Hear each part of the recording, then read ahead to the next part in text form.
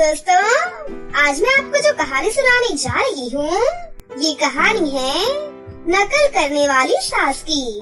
तो चलिए दोस्तों, देखते हैं आज की ये कहानी। निशा की सास को पैसे का बहुत ज्यादा ही घमंड था। वो किसी को भी अपने आगे कुछ नहीं समझती थी। नौकरों को हमेशा डांटती और सारा दिन बैठी टीवी देखा करती थी। कुछ दिनों बाद निशा के भाई की शादी होने वाली थी, जिसके लिए वो बाजार जाती है। वो बाजार जाने के लिए घर से निकलती है तो सामने उसकी सास बैठी होती है। अरे इतना बन ठन कर सवारी कहाँ जा रही है? कभी अपनी सास को भी पूछ लिया करो। जब देखो झोला उठाकर निकल पड़ती हो। तो दिया ना माँ जी, आपकी यही आदत मुझे सबसे ज्यादा खराब लगती है। मुंबई तो जाऊंगी नहीं, बाजार जा रही हूँ। पता है ना, मेरे भाई की शादी है। अरे बहू, तुम तो बुरा मान गई। जाओ जाओ, मैं तो बस बोल रही थी कि कभी मुझसे भी पूछ लिया करो साथ चलने के लिए। वैसे क्या लेने जा रही हो? साड़ी लेने जा रही हूँ। और क्या पूछ लूं? सारा दिन बैठे बैठे घुटने खराब कर लिए हैं आपने। चला तो जाता है नहीं। 1 घंटे का काम 3 घंटे में होता है आपके साथ। तो सास को गुस्सा तो बहुत आता है, लेकिन फिर भी प्यार से वो निशा को कहती है, साड़ी लेने। सुनो, एक साड़ी मेरे लिए भी ले आना। आखिर मुझे भी तो जाना पड़ेगा ना तेरे भाई की शादी में। सास जो ठहरी। निशा मुंह बनाती हुई बोली, देख लूंगी, कुछ पसंद आया तो ले आऊंगी। शाम को निशा घर वापस आती है। ये लीजिए आपकी साड़ी, बहुत ही मुश्किल से मिली है, आपकी उम्र के हिसाब से। सास साड़ी देखती है और निशा को भी उसकी साड़ी दिखाने को बोलती है। लेकिन जब वो ये देखती है कि निशा की साड़ी लाल चटक रंग की है और उसकी सिंपल, तो वो भड़क जाती है। खुद के लिए तो बड़ी सुंदर साड़ी लाई और मेरे लिए ये। तू तो रहने ही दे निशा, मैं अपनी शॉपिंग खुद ही कर लूंगी। निशा की सास तुरंत ही बाजार जाती है और लाल रंग की चटक साड़ी ले आती है।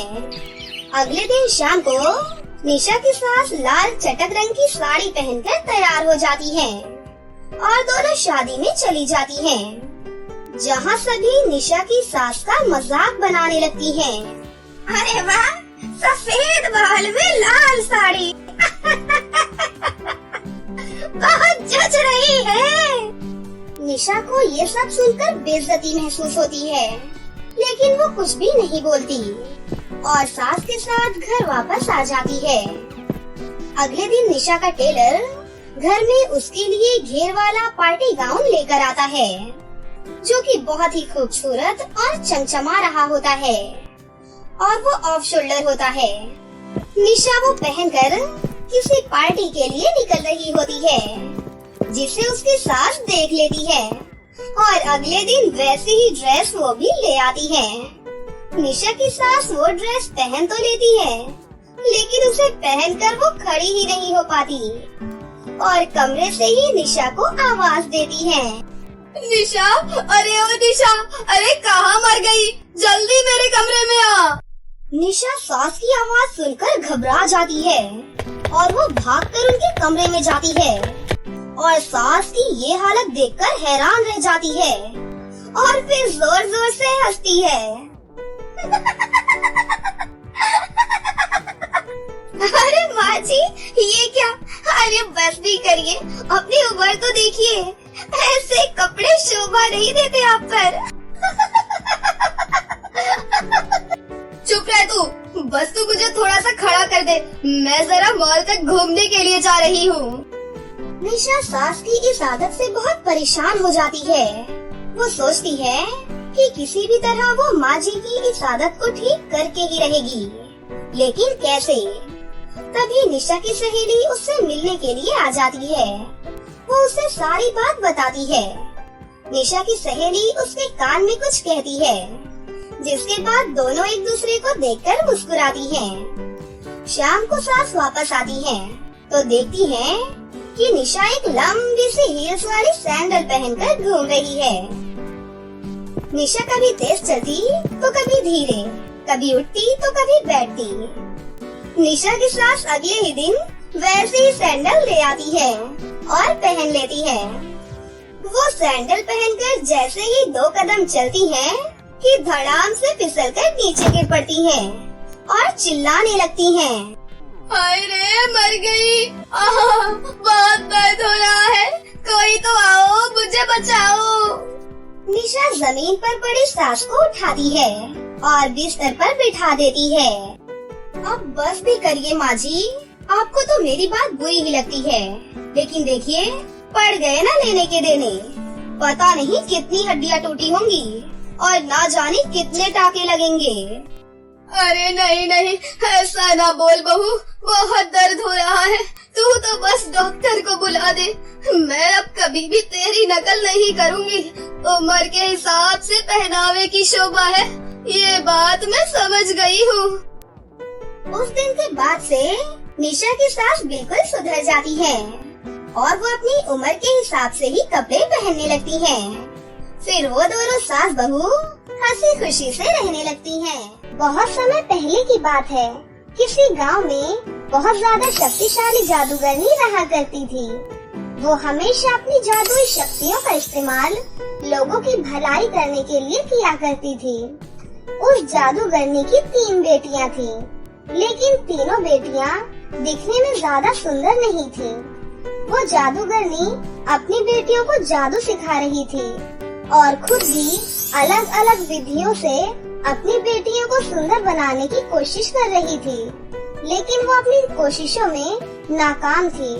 वो जादूगरनी अपनी बेटियों की शादी किसी अच्छे घराने में कराना चाहती थी, लेकिन कोई भी उनकी शक्ल सूरत देखकर उनसे शादी नहीं करता था। ऐसे ही एक दिन जादूगरनी बहुत उदास बैठी थी और बहुत रो रही थी। मैं कितनी ज्यादा शक्तिशाली जादूगरनी हूँ, अपनी शक्तियों से कुछ भी कर सकती हूँ, लेकिन अफसोस अपनी बेटियों को सुंदर नहीं बना सकती। मेरी सभी बेटियों की शादी की उम्र हो चुकी है, मेरी बेटियों की अच्छे घराने में शादी नहीं हो पा रही। लालची और धोखेबाज तो बहुत आते हैं। अब मेरी भी उम्र हो चुकी है, पता नहीं कब ऊपर से बुलावा आ जाए। मैं अपनी आँखों के सामने अपनी बेटियों की शादी कराना चाहती हूँ। आखिर कब अपनी बेटियों के हाथों में मेहंदी लगी देखूंगी, उनकी विदाई करूंगी। आखिर वो दिन कब आएगा, कब आएगा वो दिन। इस तरह से जादूगरनी बैठी बहुत रो रही थी। तभी उसके पास एक बूढ़ी औरत आती है और वो जादूगरनी से कहती है, बेटा, मैंने तुम्हारी सारी बातें सुनी हैं। मैं तुम्हारे दुख और तकलीफ को अच्छी तरह समझ सकती हूँ और उम्र पर बेटियों की शादी न होने पर कितना दुख होता है मुझे अच्छी तरह से पता है बेटा। मैं पास के ही गांव में रहती हूँ। मैंने तुम्हारा बहुत नाम सुना है। मेरे अपने 3 बेटे हैं, उनके लिए भी मैं समझदार और गुणी बहू की तलाश कर रही हूँ। तुम लोगों की कितनी मदद करती हो, जरूर तुम्हारी बेटियाँ भी तुम पर ही गई होंगी। क्या तुम अपनी बेटियों की शादी मेरे बेटों से कराना चाहोगी? अम्मा जी, आपने तो मेरी सभी मुश्किलों को हल कर दिया। आपका बहुत बहुत धन्यवाद। अच्छा सा मुहूर्त निकालकर अपने बच्चों की शादी कर देते हैं। जादूगरनी खुश होकर घर चली जाती है, क्योंकि उस बुढ़िया ने अपने आप को बहुत अच्छे घराने का बताया था। जादूगरनी के जाते ही वो बूढ़ी औरत एक खतरनाक चुड़ैल में बदल जाती है और बहुत खुश होती है। देखो, जादूगरनी कितनी आसानी से मेरे चंगुल में फंस गई। आखिर मुझे खतरनाक चुड़ैल डायना ऐसे ही नहीं कहते। मैं बहुत खतरनाक हूँ और कब से मुझे तेरी तलाश थी। आज तू मेरे सामने आ गई और मेरे शिकंजे में भी फंस गई। अब जैसे ही तेरे 3 बेटियों की शादी मेरे राक्षस बेटों के साथ होगी, उसके बाद मैं तेरी बेटियों की बलि चढ़ाकर उनकी सारी जादुई शक्तियाँ प्राप्त करके और भी ज्यादा खतरनाक चुड़ैल बन जाऊंगी।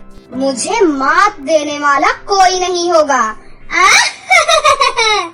मेरा ही दुनिया पर राज होगा और किसी का भी नहीं। ऐसा कहकर वो चुड़ैल बहुत ज्यादा खुश होती है। बेचारी जादूगरनी, उसे क्या पता था कि अब आगे उसकी बेटियों के साथ क्या होने वाला है। वो शादियों की तैयारियों में जुट जाती है। उसकी बेटियां भी बहुत खुश थीं कि अब उनकी शादी होने वाली है।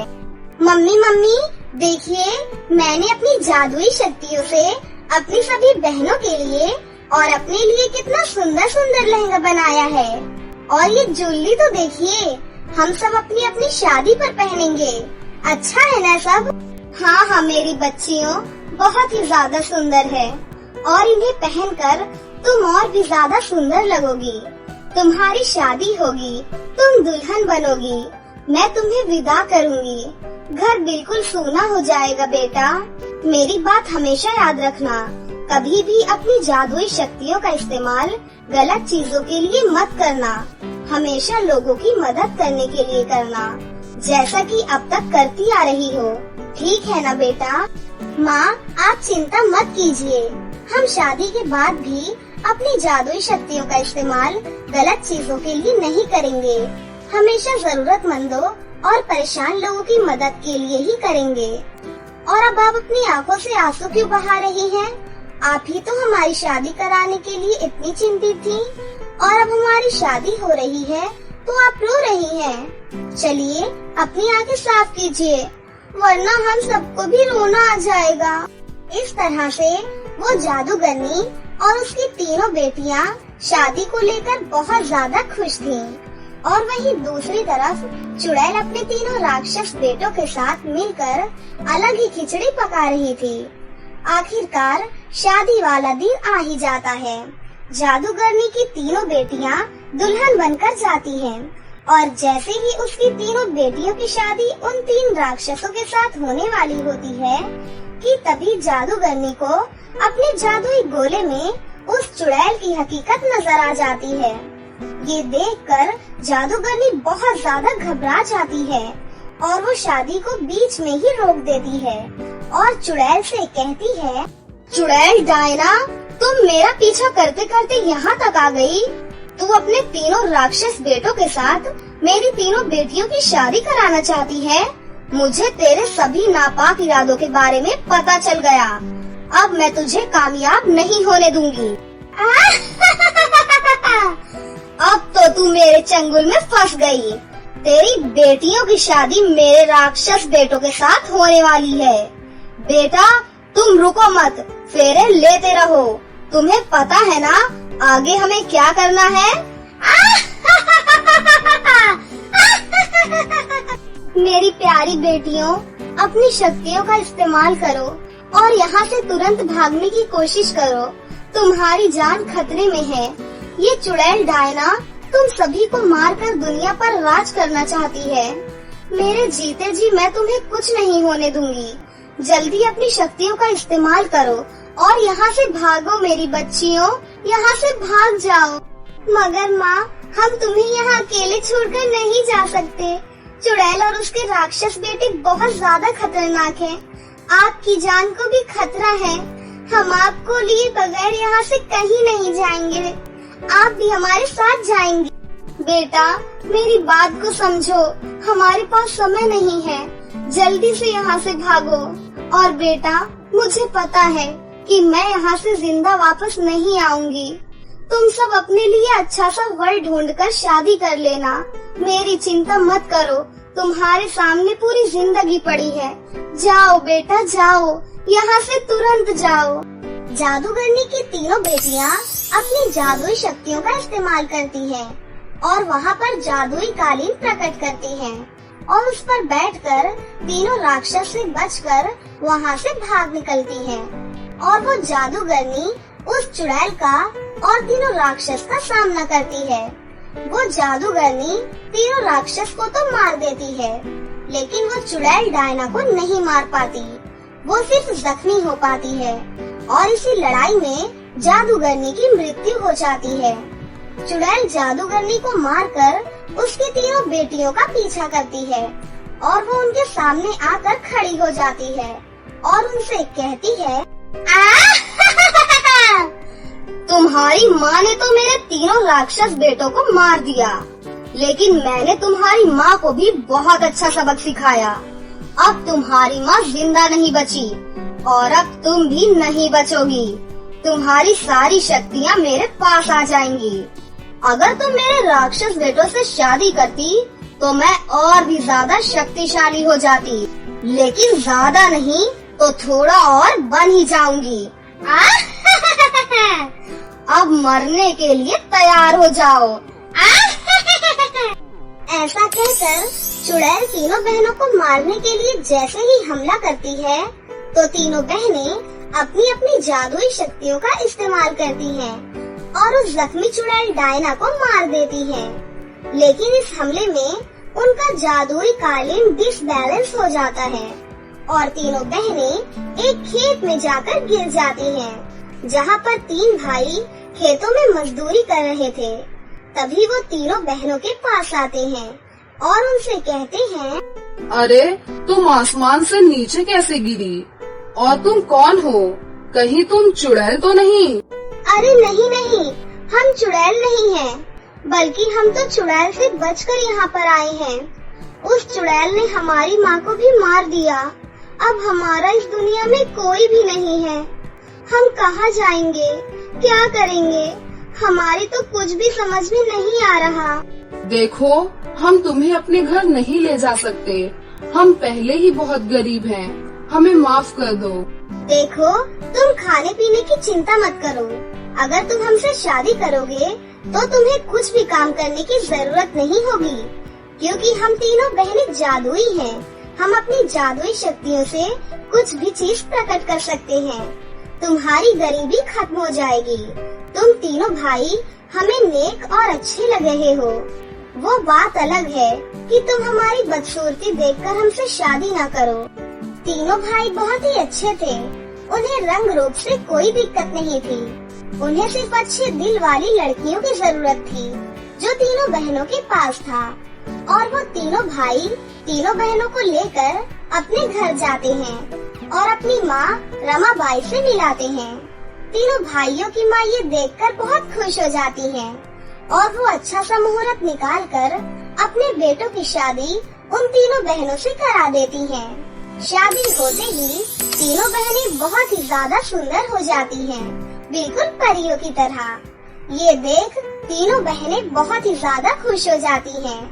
तभी बड़ी बहन कहती है, मेरी शक्ति से ये झोपड़ी एक महल जैसे घर में बदल जाए।